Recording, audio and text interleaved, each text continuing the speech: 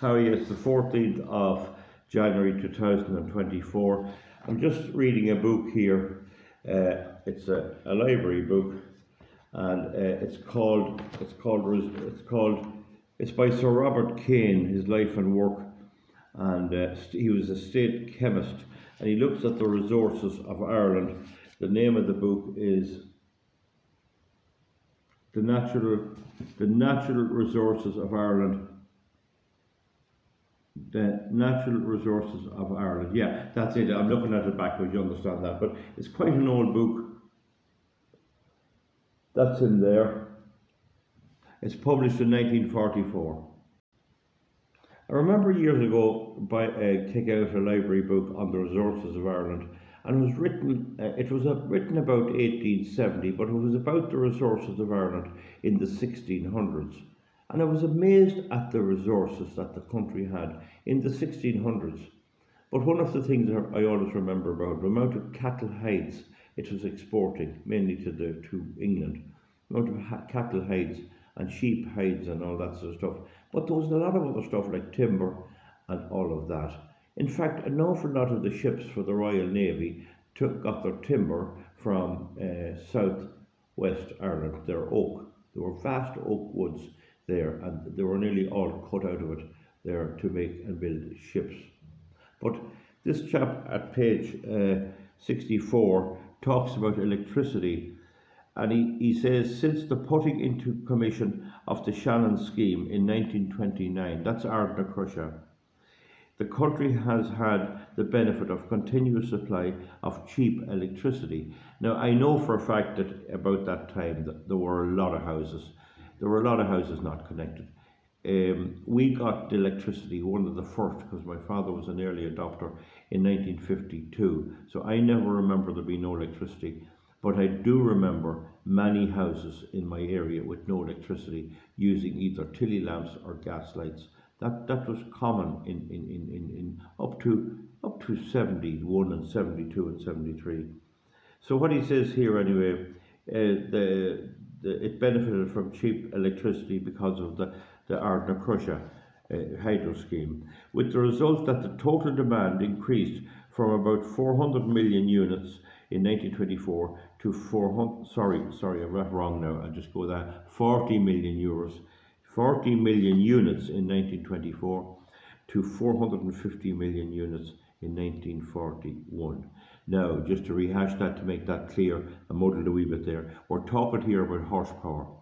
Horsepower is a different thing altogether, and in the early stages they priced electricity in horsepower units. In other words, the amount of horsepower in an hour. So now it's kilowatt hour. So that has to be taken into account, but this is not the point I'm making here. On the average, approximately 70% of the electric power requirement of the whole country were generated from water power in Ardnacrusha. Today it's about 3%. But you see, there was so little use of electricity that Ardnacrusha was supplying quite a bit. During the past 12 years, the average price per unit sold, that must be retail I would say, which was about 7.5 pence. So that'd be pence in old money.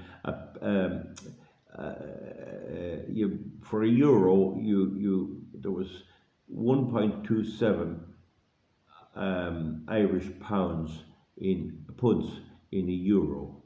We changed over in 2002. It can get a bit confusing, but about 7.5 pence in 1923, and it had fallen to 1.44 pence in 1941. So just to make it, without getting into too much figures, it was 7.5 for a horsepower unit in 1923, and it was 1.44 for a horsepower unit in 1941. So you see the price fell. The performance of the Shannon hydro scheme during the past 4.5 years of emergency conditions, that is the war years, illustrated the value of developing native power resources to the full capacity.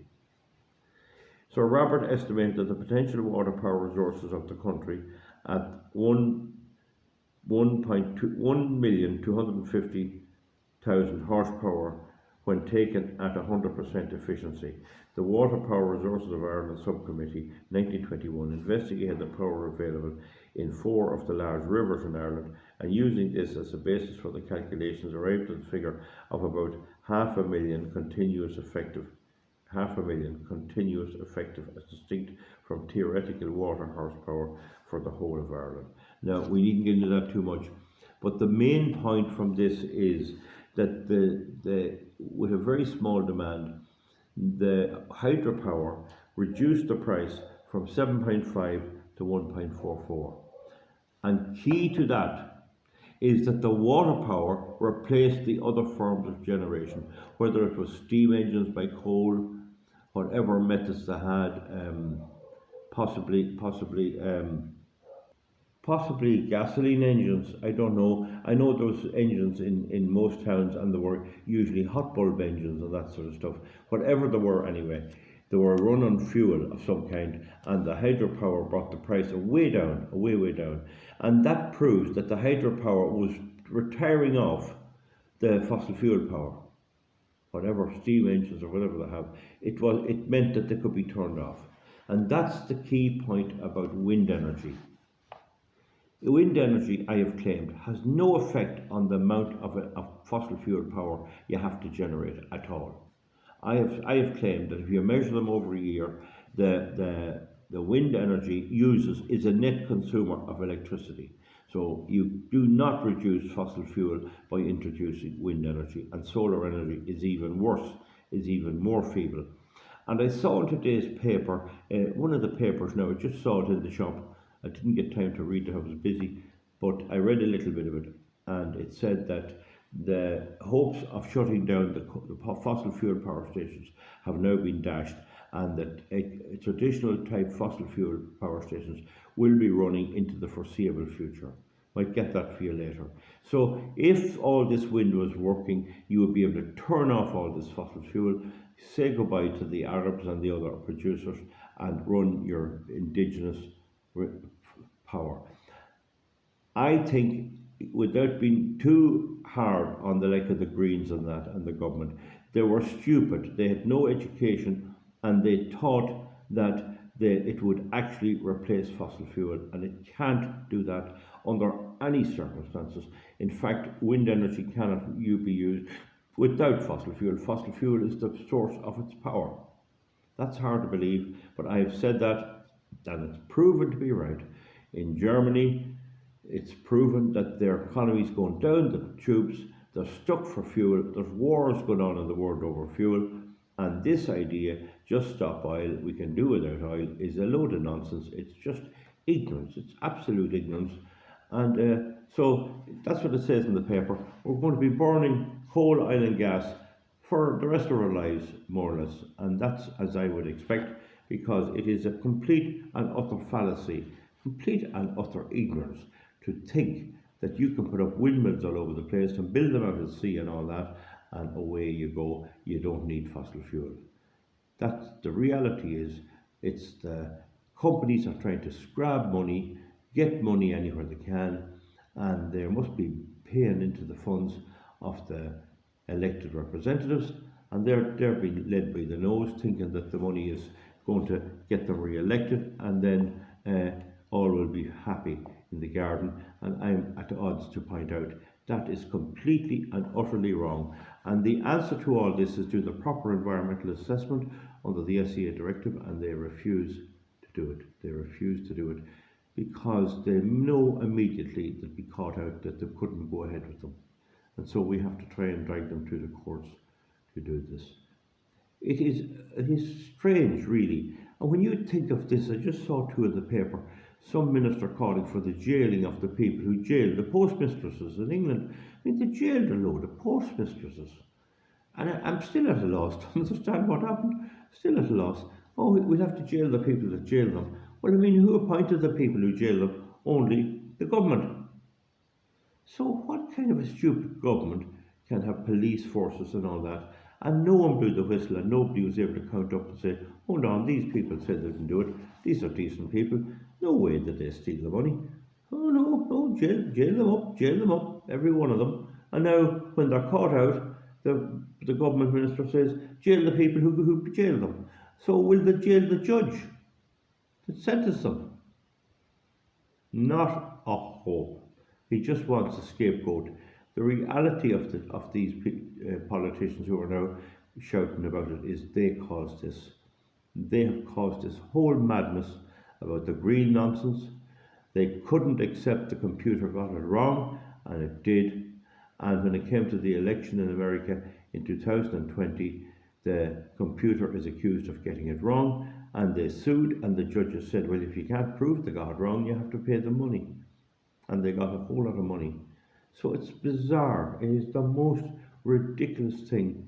And I see today as well in the paper, they're getting worried in Ireland about the asylum and about the immigrants. That's only until they get re-elected. They're going to do some wee thing about it. They're afraid of their lives that anti-immigration parties will put them out of power. They do understand what it's like to be put out of power, and they will try and avoid that at all costs.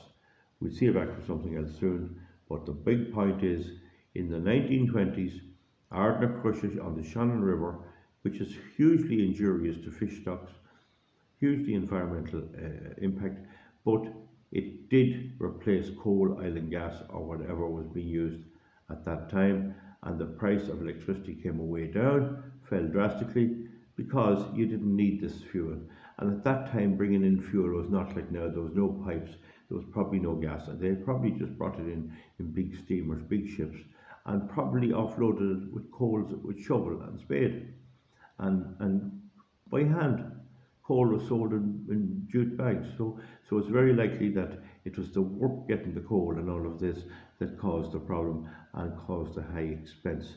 Although those coal coming to our country home years ago, I often heard them saying they used to go with 2 horses to the railway stations and bring the coal up. So there was coal, but there was a lot of work with it. And even delivering coal long ago, it wasn't as clean and easy done as it is today. So with that in mind anyway, the main point is the hydropower displaced fossil fuel. It was reliable. You knew how long it'd last for. If the water levels went down, you could warm up your fossil fuel boilers and get going. Today the wind is up and down, so you have to keep all the capacity running full time. That makes a ridiculous situation of the whole thing. Give me a thumbs up or a thumbs down. We'll see you back for something soon.